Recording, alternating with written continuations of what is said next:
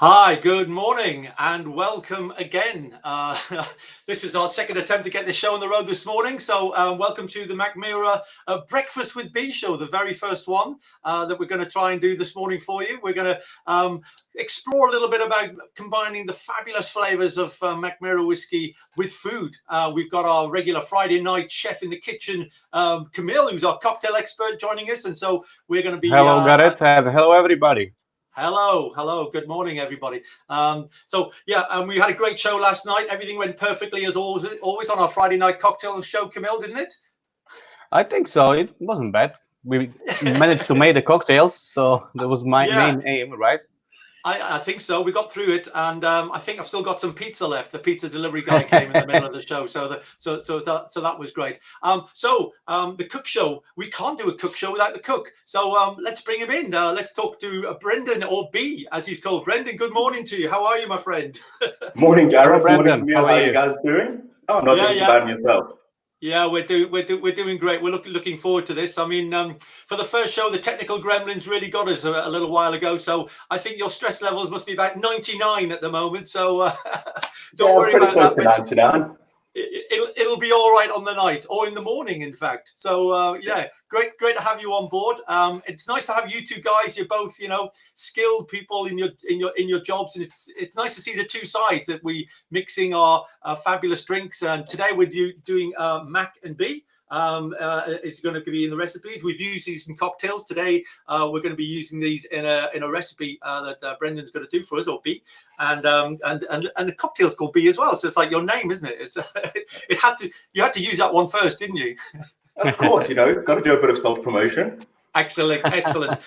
So I think we've got a bit of a deal on these two going on, especially this week as well, while we're doing that. So we're putting these two things together. If you go onto our web shop, we've got a little combo deal with the B. So if you get the Mac and the B together, you'll get a nice little 20% off, which is a nice little start to the show. So this is going to be a weekly event. We're going to get up in the morning after our Friday night shows, and we're going to be looking forward to all the chef dishes that he's going to be making for us. So tell us a little bit about what it is you're going to be doing for us today, Breandan, and how you're going to kick that off. Yeah, so today I thought I'd start with my version of a classic French dessert called the Crepes Suzette. It's traditionally made with Grand Marnier, which is very well known for being an orange liqueur. Yeah. So when I first tasted the Mackmyra honeybee whiskey, I just knew it would be perfect for this dessert, as it's lovely, it's sweet. Just can't go wrong, can you, for first thing in the morning? No. The energy gets you going first thing in the morning. That sweetness, certainly the honey will. I would love to be joining and making it with you, but we don't have cooking facilities here, so we're very much on the outside today. We're the guys looking in. Is this a difficult thing to do, this one this week, or is it is it complex, or is this a pretty easy one to start with? Oh, it's pretty easy to start with. You literally need one frying pan and one mixing bowl, and that's about it. Okay, well that sounds it's not bad. I might have that in the kitchen. I am going to try and make these today, later on today. So I'm going to be watching closely for the recipes and the hints. I've seen the recipes up on our websites, and we're going to put them all up. We put our cocktail recipes up, so we'll put the recipes up as well for your dishes, and then folks can join in and do that as well. What are the stages of making this at a summary level? What are we going to be doing today? Well, there's 4 main stages to it. Your first stage is going to have to be making the batter. But to be honest, if you are too lazy to make the batter, you could just go down to your local supermarket and grab some pre-made pancakes. Do you know, that's the most relaxed approach I've ever heard from a chef. If you can't be bothered, just do this. That's brilliant. I like your relaxed approach. It must be a young modern approach to cooking, because other guys would say, you've got to do it like this and this and this. So that's great. I like that. Yeah. So definitely, like I say, the second stage, you're going to be just frying off your pancakes, making sure they're nice and even. And you're going to get with the batter, you'll get about 6 large ones or 12 smaller ones. Okay. Yeah, I think I'll prefer the large ones. I'm a large size person myself. Same here, don't worry. Breandan, what type of butter is it? Are you going to use? The butter? Yes. Oh, the batter. It's just a simple batter that's got some eggs, some oil, and some milk. So it's not a very complex batter. It's just a very standard crepe batter. Standard butter. Okay. Yeah. And then the third stage is cooking in the sauces and things together. Is that Yes. So the main part of the third stage will be just creating the sauce, getting a lovely caramel to it, and putting the pancakes in, folding it all around, just so you can really get that flavor through the entire pancake. Wow. And then the finale. Boom. Got to end with a flame, like they say. Yeah, flaming off. Well, you know, we're all waiting. Do you know what? I've got the bee and the Mac here. Do you know what? I might have just a little shot of the bee just to keep me going. So, Breandan, kick us off. Tell us about how we're going to make this batter this morning. What do we got to do? Yes. So all you're going to need today is you're going to need 100 grams of just plain flour, which have been put through a sieve. You want to take just a pinch of salt and add that to your flour. It's very important just to give the flour a bit of seasoning. Okay. You'll need 1 egg plus an extra egg yolk. Yeah. Around 15 milliliters or 1 tablespoon of sunflower oil. And 300 mils of milk. This can be semi-skimmed, full fat, doesn't really matter at all. Okay. So lovely. To start this recipe, all we're going to do is take your flour and you want to make a well in the middle of it. Like a hole, a big hole in the middle. Yeah. Yes, this is just going to help when you put the eggs in to slowly incorporate the flour without over whisking it, and this keeps a smooth batter throughout the entire process. Okay. So guys might have recognised you've got a bit of an accent there, Breandan. Where are you from originally? Tell us about that. Well, I'm originally from South Africa. I lived there for 16 years, so most of my life. And I've been in the UK now just shy of 4 years. Oh, perfect. Where did you learn cooking? Well, actually, I started cooking in one of the pubs that I used to work in. And I never saw myself working in the kitchen there, but, you know, we're short-handed, so I decided just to give a hand. And I found that I really enjoyed it, so I decided to move down to London. I currently go to a culinary school called Leeds, School for Food and Wine. Right. And yeah, I've just found my passion for cooking there. I've met some really great people that have also, you know, just solidified that this is definitely the thing that I want to do. Amazing. Yeah. Okay, so you're blending that over? Yes, and so once you've got a thick paste like that, all you want to do is you want to slowly start adding your milk, and not too fast, or you're going to have a finished product with a very, very lunky batter. Okay. And again, all you want to do is just slowly incorporate all the flour around, and then add a bit more milk. It's similar to making a white sauce, how you would with the roux. So you just kind of like make it a little bit thinner and thinner and thinner. Yes, and this just helps keep everything nice and smooth. Right. Breandan, just one thing, we're struggling to hear you a little bit when you're facing that way, so try to just face this way a little bit. No, that's fine. I know you can't not look what you're looking at, but just losing your words of wisdom. So you're the guy who's giving us all the words of wisdom today. So we're the observers. So it's important that we do hear you. Yes. Excellent. Sorry about that. No. So as you can see there, just keeping a nice smooth batter by slowly adding that milk. Ah, so you're not going too fast, so you're not being left with all these flour lumps throughout. Ah, okay. And the best thing is, yes, and the further you go, the more milk you can add in at a time, as it's just going to loosen that mixture as a whole. Just want to give it a really good stir, just making sure you're getting all the corners, all the sides of the walls, and you're just getting left with that lovely smooth batter. Right. Now you're doing that by hand. Can you use a machine to do that, like a whizzer, or is it better to do it by hand? Yeah, 100% you can use a whizzer. Yeah. 100% you could use electric whisk. I just find it easier to do by hand, as you have a little bit more control of everything. Yeah, and it doesn't spray up on the walls. Yeah, that's probably the most important part. Yeah. So then, once you've finally got all your milk in, you're going to have this lovely batter. It's not going to be thick at all. It's going to be lovely and thin. Just going to take your oil and whack that in. And again, give it a mix. Oil. The oil is just there to help it not stick to the pan, and it also helps it swell up when we rest it in the fridge now. Oh, okay. So all you want to do then is put it back into a nice jug. You can use the exact same jug your milk is in. Right, okay. What you're going to do is you're going to want to cover your batter and let it rest in the fridge for about 30-ish minutes. Okay. 30 minutes or so, yeah. So it's got to rest. Yeah. And in that resting period, what's happening? Yeah, why do you need to rest it? Why the gluten is just swelling up. Yeah, so the gluten is just swelling up, and it's just causing the batter to become much lighter, therefore making thinner crepes and much softer mouthfeel. Okay.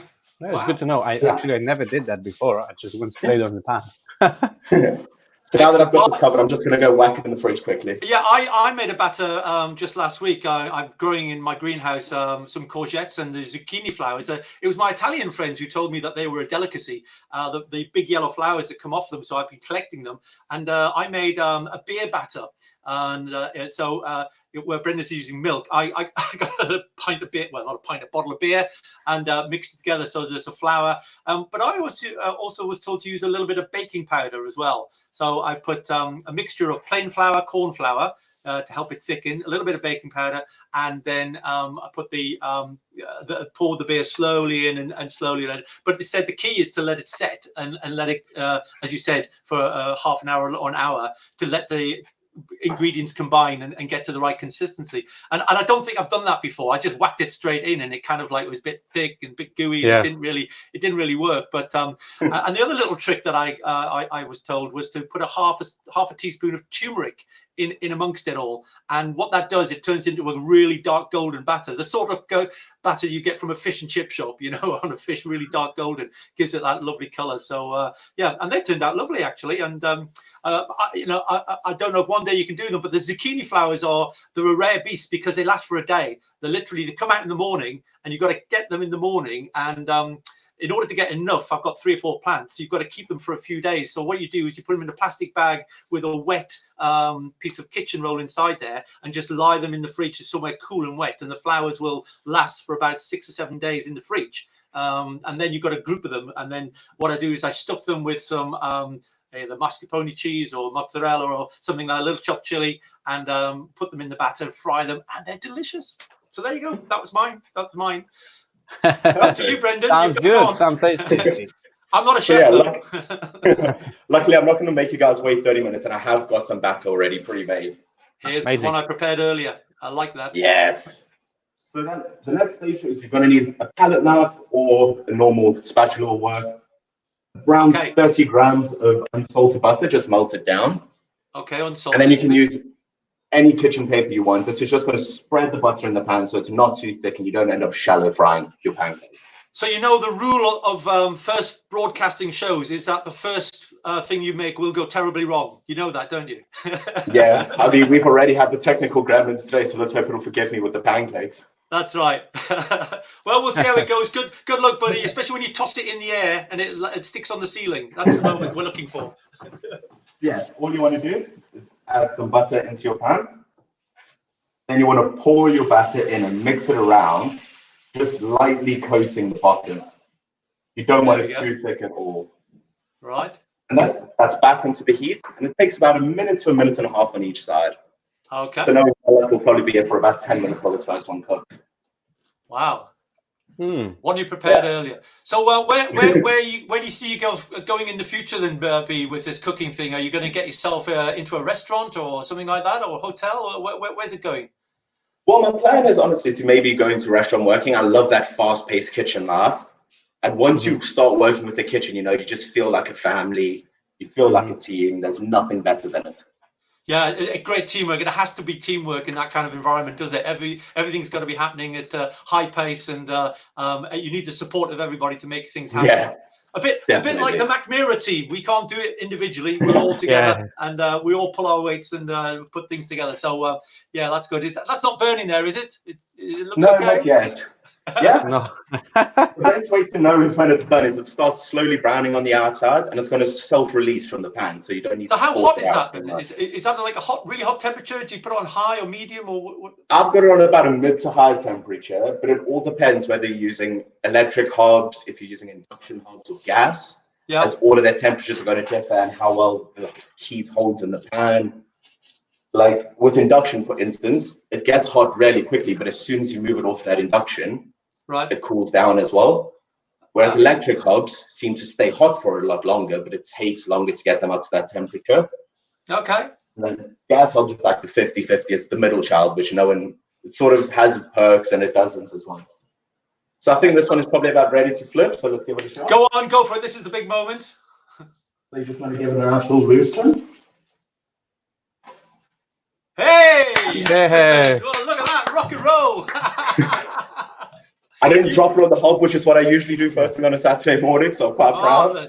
Excellent. Well, that's Breandan, can you do the next one like really high and catch it? I mean, I can touch my ceiling, so it's not going to go that high. I might have to go outside for the next one. Wow. It will be cool to see. And then the best thing is, on the other side, it does not need to take too long, as all you're trying to do is just give it a nice feel for when you put it in the pan later. Okay. Perfect. So we're going to go for a second one. Do you not think you should leave it there and go for 100%? I mean, you could go for 100%, but where's the fun in that? Yeah, go for it. Go for it. So again, all we want is a nice, you just want it to evenly coat the bottom. So and if you have any excess liquid, just got to pour it off. Ah, there you go. Okay. That's good. So tell us honestly, how many times have you been practicing this behind the scenes, this one? I stopped counting after I hit triple digits. So. But it's a good tip to put the extra butter into the jug, because I was doing the pancakes the other day. I mean, these crepes. And I had so much butter there, so it was so thick. But I didn't think like I could get it out and put it back in the jug. It's also great because it means that you're going to have very even pancakes, and it just means that you don't waste any excess batter, and it doesn't taste gooey at the end. And how many pancakes do you need to make for your family when you do them? For my family, they never stop wanting pancakes. Every 2 seconds, they just want more and more and more. So I've just got a constant batter in the fridge, really, just continually making them. Wow. What are you on there? Let's see what we got. A few more seconds. Oh, I like the top tip though, where you said if you can't be bothered with doing all this, just go and buy a pack. But this is the proper way to do it. If you're going to do the whole job. Do you know what? Yes. First it's also really good to show off for your friends. All right. Are you going to go for it? 2 out of 2. Is it? No. I told you, mate. I told you. You should have stopped at 1. But, well, 1.5 out of 2 is not bad. What can you do? It could be worse. At least could the be show 0 is out live. of 2. This show is so live. I'm getting a live coffee served to me right here. Look at this. There you go. We've got pancakes and coffee. Yeah, morning. I mean, I don't function if I don't have 2 coffees. I get really grumpy and people get hurt. So this is my second coffee. So just in time to stop me getting grumpy. Well, that was great, Breandan. I mean, your second attempt there was just proves that we're all fallible. We thought you were perfect there for a minute. We thought you were going to get the whole show running. So anyway, well, you can't win them all. Yeah, stage 1 over. All I need to do. Stage 1 over. Stage 2. Now. Oh, is that stage 2? I can't even keep up. Are we making stage 3? Pancakes and stage 3. You just need to get some butter, which I'll show you. Okay, I'm going to have a little sip of 2 things. A is my coffee, and secondly, a little cheeky morning bee to go with it. That's, I shall join you in that. Skull. Okay then. Why not? Oh, do you know what? That is gorgeous. That's just a nice mouthful, isn't it? It's beautiful. It is. Do you know, I don't often get to drink that by itself because the bees normally, we've been putting it in, in cocktails on a Friday night and stuff like that. And the bee itself, it's only 22%. It's quite a nice little liqueur. I'd like to know what whiskies are mixed with this. And the honey is a local honey near Mackmyra where they make the whiskey. It's not too far away from it where they put it together. So it's an absolutely gorgeous little drink. I need to find out a little bit more about that, I think. Okay, you ready for stage 3? Take it away. I am definitely ready. So for stage 3, there is a much more traditional way to make this, but it can go wrong, especially with hot sugar, as we're going to be caramelizing sugar. Right. So instead, what I like to do is I take 150 grams of unsalted butter. And another chef's tip here is cut them into little cubes, and this helps them melt down quicker in the pan. Ah, little cubes of butter. You know what? Do you know what is the key to French cooking? No. 3 things: butter, and butter. You forgot butter. And butter. Yes, and butter. Yeah. So as you can see, with the little cubes, it just helps all that butter melt down. Yeah. And then into that butter, you're just going to add 50 to 60 grams of castor sugar. Castor sugar. That's a finer sugar, isn't it? So that's easier to blend in. Yes, it helps it just dissolve into the butter a little bit quicker. and you're not left with massive chunks of sugar right at the end. All right. So there you go, your sugar's in, and it's going to slowly start just dissolving in your pan as it's on the heat. Okay. So just a medium heat. You don't want it too hot. Yes, if it's too hot, you're going to end up browning your butter, which leaves you with a bit of a nutty flavor, which isn't too bad if you like that, but it doesn't go too well with the sweetness of the oranges and the honeybees. So I would suggest not doing it. Okay. Do you know what? I'm beginning to drool now. It's been a while since I've had my breakfast. I'm regretting not having something to eat with it. I might have to warm up last night's pizza and have that in a minute. Well, here's where the fun starts. So once you've got all your sugar dissolved, you want to take your honeybee whiskey liqueur. Okay. And you're going to add 4 to 5 tablespoons worth of it into your sauce. How many? We couldn't hear that, so you have to face the camera there when you're telling us that. We lost you. How many? About 4 to 5 tablespoons. 4 to 5 tablespoons. Yes. I like your little handy gadget there. Different measures in one thing. You know, you've got to have it around at some point. Then next to that, you just want to give that a little stir, just making sure it mixes throughout the entirety of the sauce. You're going to grab a nice fresh orange, and you just want to grate the zest into there. Just on the outside, the zest? Yes, just the outside. You don't want to go too deep into it, or you may end up getting the pith, which is a lot more bitter. Okay. Are you going to do zest from whole orange? Yes. Wow. Yes. You know, buttery, honey, sugary, orangey. Yeah, good flavors. So there you go. Just want to get all that zest in. Fantastic. And then with that exact same orange, just want to take your knife and cut it in half to use that juice later. Oh, wow. Okay. So once you've got your zest in, you then want to slowly start to caramelize all the sugar and butter together. It's going to go brown. It's going to become a little bit nutty. So you're just looking for that smell of peanuts almost. Right. And as you can see here, especially on the corners, you're starting to get a much darker color in that pan. Okay. Yeah. And now all you want to do is turn your heat up a bit. And not only will the orange juice add flavor, but it'll stop the butter from burning any further. Oh. Okay. Juicy. Squeeze it out. Orange juice here. You see, old weak Camille, he has to use a Mexican elbow to get his juice out in his cocktails. You just give it a smash with your hands, don't you? Yeah, but look at the Breandan arms. You know, he can just squeeze orange like that. Yeah. There have to be some perks to being South African. There's not many, but that's one of them. Big strong lad. Yeah. Yes. You know, he practiced before squeezing oranges.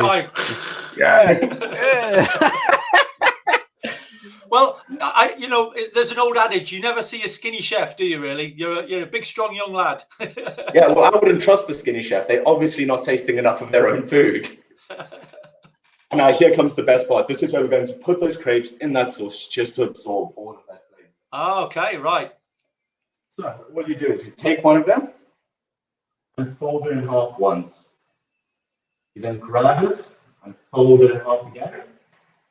And do it a third time. Oh, Not only is this going to mean it's full of flavor, but it's going to add some height to it, so it's much prettier when you place it up. Right. And they will soak in the sauce properly, right?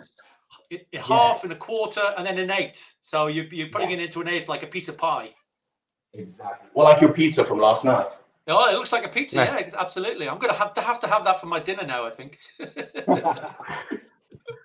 And usually I would serve a portion around 3 or 4 of them, as they can be quite sweet and overpowering. But if you want to have 7 at a time, go for it. No one's going to stop you.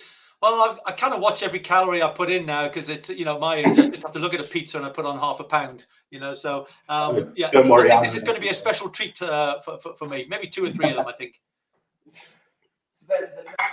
So that's all absorbing in. Does that absorb all the moisture inside them? Is that what all that sauce is going inside the actual pancakes themselves? Yes. Okay. So you're just going to let it sit in that sauce for about 2 to 3 minutes, bubbling away. It's going to make the sauce more syrupy and more delicious. It's also going to go into the pancakes. And the last thing it's going to do is caramelize the bottom, actually making them solid. Wow. So once those are bubbling away, the next best bottom of the crab. Yeah. The bottom will be caramelized and harder, right? Yes. Well, that's the plan, at least. Crispy. Oh, he's reaching for the whiskey. Here we go. Yeah.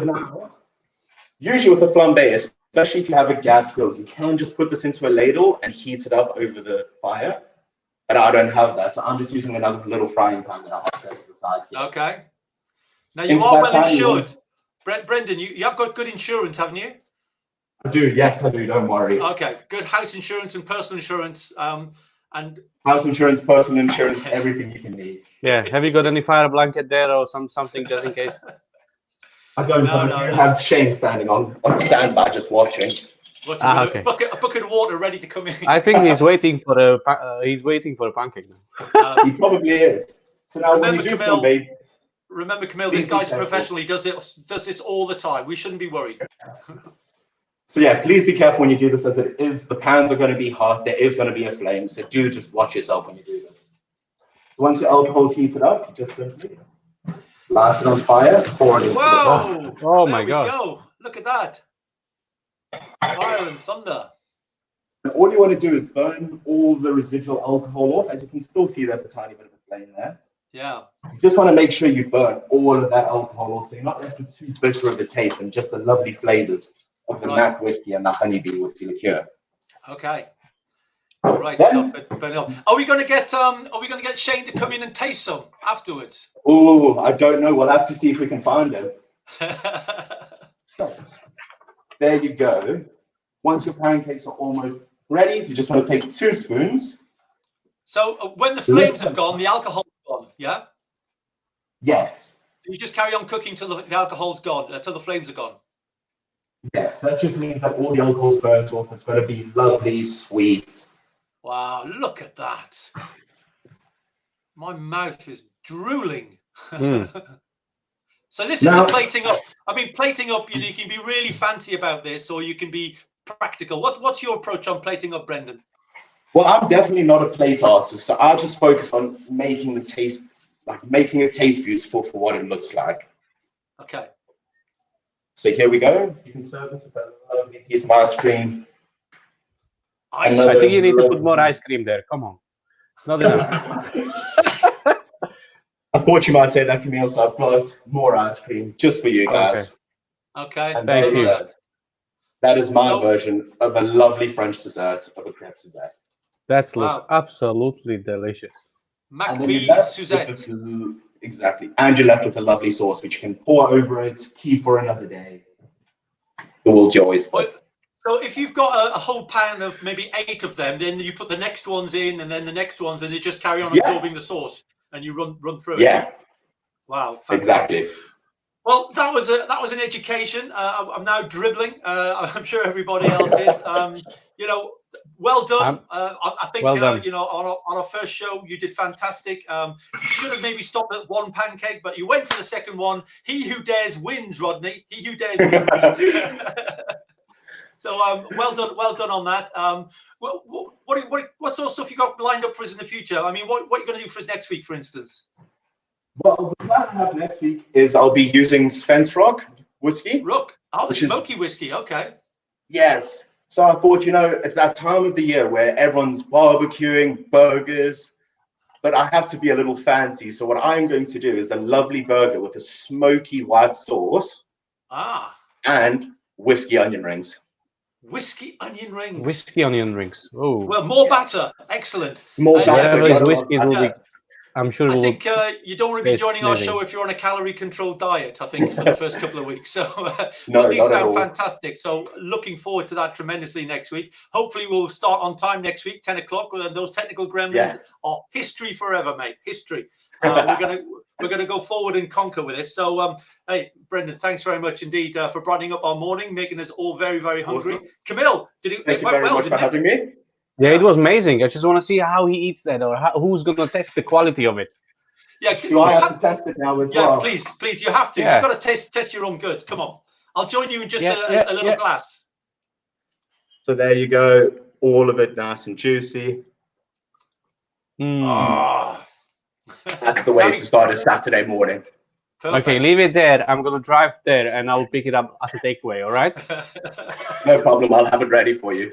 Okay. Thank you. Well, before we go, just one last reminder. We've got a special deal on the 2 things that we use today: the Mac, our beautiful whiskey, and the Bee, the nice honey liqueur. pick up both of these little bad boys, and you get a 20% off. That's the combo deal this week, and I'm sure we'll be having deals with whatever we're doing. So yeah, next Thursday we'll have our focus show. I think we're going back to Mac and Brooks Whisky actually on the focus show. On Friday night we've got a bit of fun again. I think everything's going to go well this Friday. I don't think there's going to be any gremlins this Friday. Camille will be rustling a couple of cocktails for us. If there will be an issue before the show, just in case, we'll just make a whiskey and Coke and it'll be fine. Yeah, that'll be fine. And of course, next Saturday, 10 o'clock, the second in the series, Breakfast with Bee, burgers. And let's hope it's a nice, fine, sunny day and we can maybe watch you cooking in the garden, eh? Hopefully so. Okay, great, guys. Thanks, everybody, for watching. Join us on plenty of the shows next week. We look forward to having you again.